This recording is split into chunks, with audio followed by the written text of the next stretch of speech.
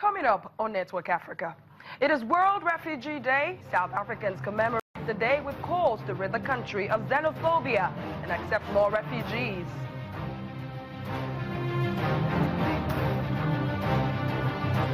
Somalia's Al-Shabaab launches rocket attacks in the northeastern border of Kenya, killing at least 5 officers.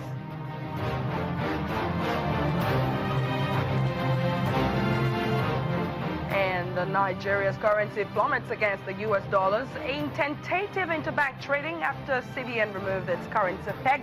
We have the latest on the stories on Network Africa as it starts right now.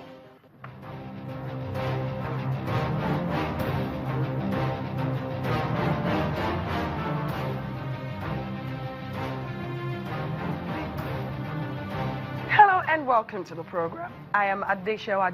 The past weekend in Africa was quite eventful. We put together a summary of the stories that made headlines you may have missed. Let's first take you through these stories and we will be right back. The flight data and cockpit voice recorders of the flight MH370 that crashed into the Mediterranean on May the 19th, killing all 66 people on board, have been retrieved this week.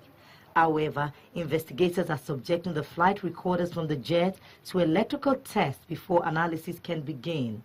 Egyptian air accident investigation sources say it will take lots of time and effort to fix the 2 damaged recorders. The plane was flying from Paris to Cairo when it vanished from radar. Investigators have said it is too early to rule out any causes for the crash, including terrorism. Meanwhile, campaigners for families of those on board missing flight MH370 have released photographs of personal items that washed up on a Madagascar beach, hoping to identify them. Some 20 items found include purses, backpacks, and part of a laptop case. There are no labels identifying them as belonging to the 239 people on board the jet that vanished 2 years ago.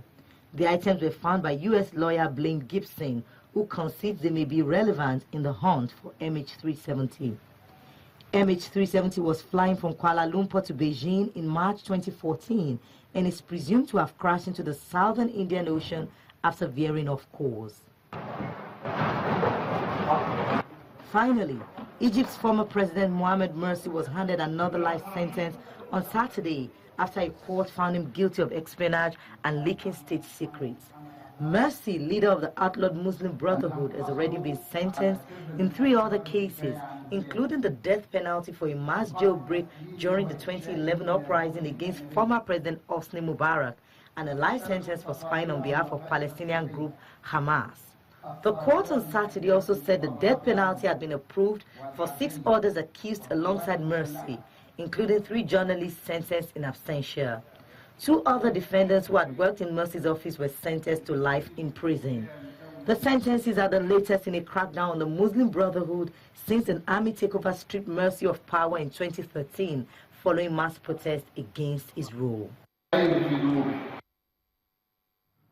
Welcome back, everyone. Let's get the latest on the stories coming out of Egypt. VOA's Edward Iranian joins us from Cairo. Thank you so much for speaking to us on Network Africa. Let's begin with the latest on the investigations of flight MS-804. The components of the black box flight recorders, which is the flight data recorder, cockpit voice recorder, both of them have been found. We should be learning more in the coming days, shouldn't we? Well, both of those black boxes were severely damaged, according to the media reports. The memory cards were also damaged, and the latest reports we're seeing is that Egyptian experts and those from France and the U.S. who are also participating in the investigation were trying to repair them. They expected to be able to repair them within the next few hours, but clearly it's not certain that they're going to be able to repair them here. One of the American officials who is participating belongs to the company Honeywell, which manufactured the black boxes. So one assumes they'll be able to do it, and from there to be able to read the data, but it's not entirely certain. So it is quite interesting to know that investigators continue to rule out the possibility of a technical failure as a major cause of the crash and not ruling out the possibilities of terror attacks. yet no terror group has claimed responsibility for this one. What more are you hearing about the probable cause of this crash? I'm hearing contradictory assumptions from just about every party, from the media as well as those who are conjecturing about what the possible reasons for the crash were. The government, the aviation minister, put out his hypothesis that it was more likely to have been a terror attack at the very outset of the investigation. So I don't know that he said anything new to back that up. And I'm seeing both possibilities being advanced in the reports coming out in the media. So I don't know that anyone agrees on this necessarily. And as to why no terrorist organization has claimed responsibility, well, I've been in the Middle East for 29 years, and I've seen terrorist acts that have not been claimed, at least not claimed verbally or in the media. So I don't know that one can make that assumption. So let's move over to the story also coming out of Egypt. I know you have been monitoring President Mohamed Morsi's court case rather closely. He was sentenced to life in prison at the end of an espionage trial. He was accused of passing documents to Qatar. What do you make of this ruling accusations, as some people would say, in the light of Egypt's new relationship with Saudi Arabia?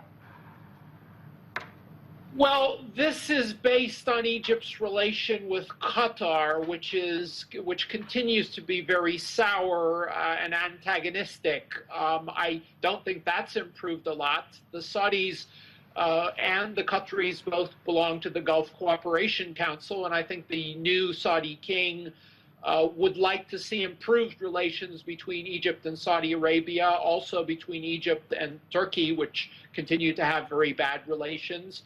But it's not something that happens overnight.